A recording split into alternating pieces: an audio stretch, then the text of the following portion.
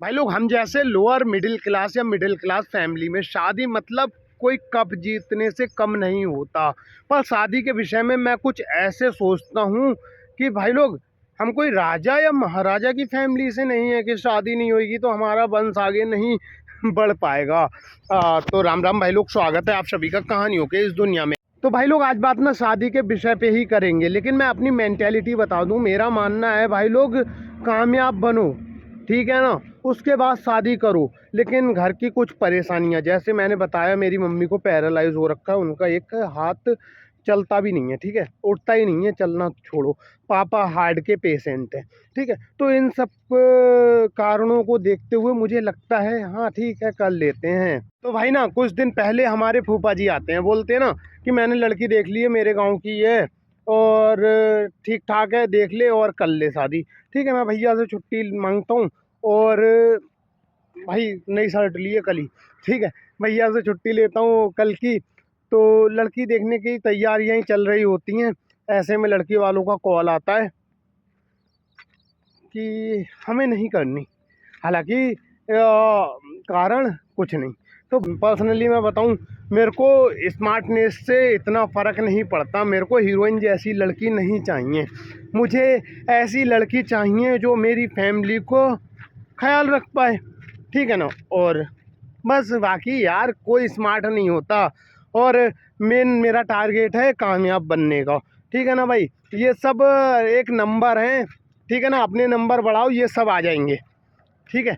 पर अपने नंबर बढ़ाना इतना आसान नहीं है। जब तुम ज़मीन से उठते हो ना, तो तुम्हें एक एक पैसा, एक एक पाई जोड़ के अपनी औकात बढ़ानी पड़ती है। इतना आसान नहीं है। सोने की चम्मच मिली है तो भाई कुछ भी कर सकते हो तुम, ठीक है ना। पर अगर सब्जी वाले की औलाद हो और सपने बड़े हैं तो मेहनत भी बड़ी करनी पड़ेगी। तो भाई मेहनत तो कर रहे हैं, लेकिन साथ ही साथ फैमिली का प्रेशर कि लला शादी कर ले। एक तो लोअर मिडिल क्लास या मिडिल क्लास फैमिली में ये बहुत रोना होता है कि लला शादी कर ले वरना शादी ना होएगी। भाई सब होएगा अगर तुम कामयाब हो तो, ठीक है ना। उगते सूरज को दुनिया सलाम करती है, ठीक है। तो सब होएगा अगर तुम कामयाब हो तो। अपने कामयाब बनने के विषय पे ही भाई लोग थोड़ा फोकस करो, ठीक है ना। जो भी है मेरी एज के 27, 28, 29 के या 30 के, और ऐसा चल रहा है भारत में।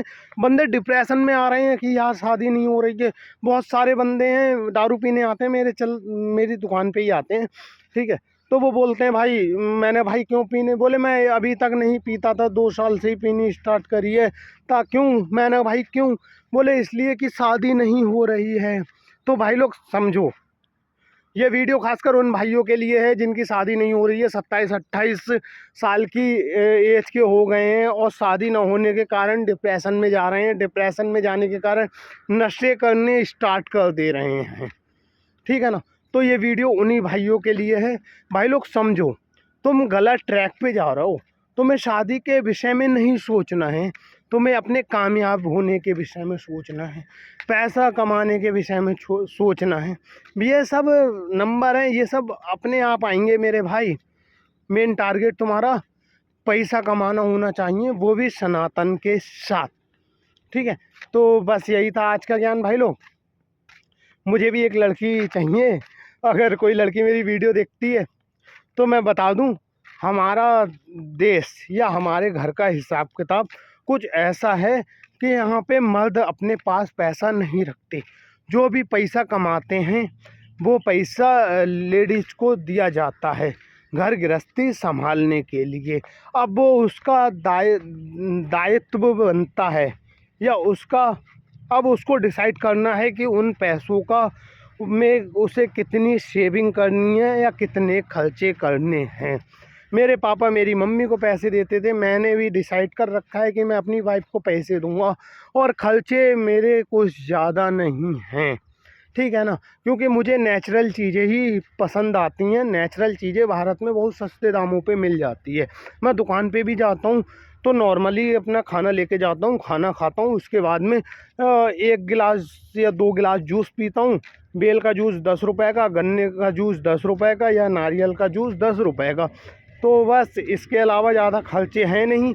10 रुपए का एक बीड़ी का बंडल मिलता है, क्योंकि टॉयलेट करने पेट्रोल पंप पे जाना पड़ता है, तो 10 रुपये वो मान लो। मतलब कुल मिला के मोटा मोटी एक दिन का 30 से 40 रुपया का खर्चा है मेरा, ठीक है। कोई लड़की वीडियो देख रही है तो उसके लिए बोल रहा हूँ, मेरे को एक लड़की चाहिए, ठीक है ना। तुम्हारा अतीत कैसा रहा मुझे फ़र्क नहीं पड़ता, ठीक है ना, पर वर्तमान में मेरे साथ जब भी होगी, और ये मेरा पर्सनल मानना है, मेरे साथ जब भी होगी तो मेरे होके रह लो। और मैं तुम्हें यकीन दिलाता हूँ, या मैं लड़की को यकीन दिलाना चाहता हूँ जिससे भी मेरी शादी होगी, कि भाई मैं नहीं देखता किसी लड़की को, ठीक है ना, गलत नज़र से।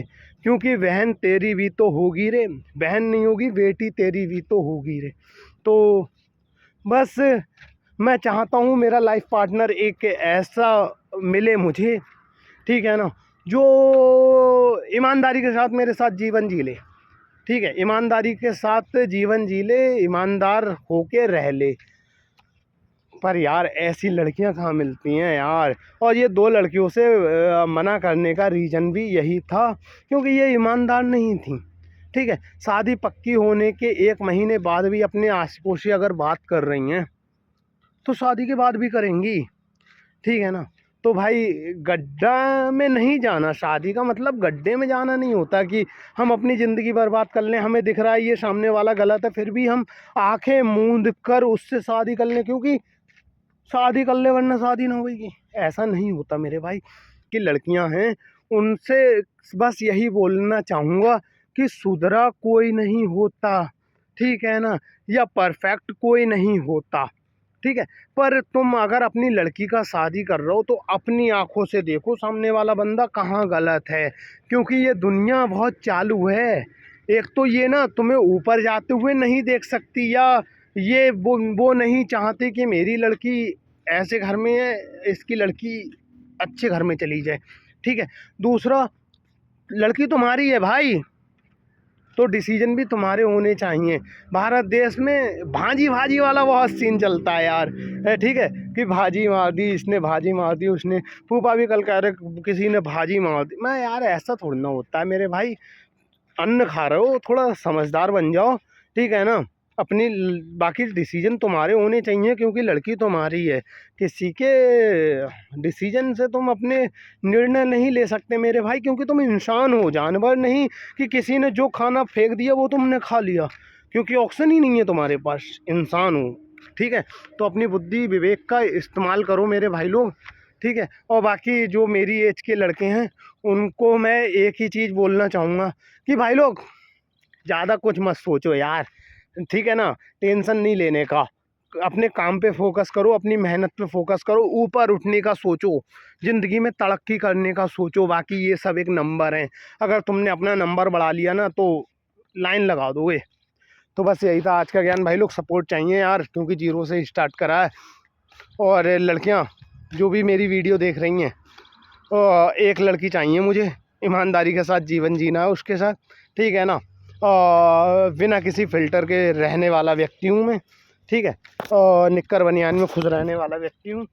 कल ये शर्ट ली थी तो आज पहन के आ गया, वरना टी शर्ट ही पसंद आती है और निक्कर, ठीक है। तो बस यही था आज का ज्ञान। सपोर्ट चाहिए। राम राम।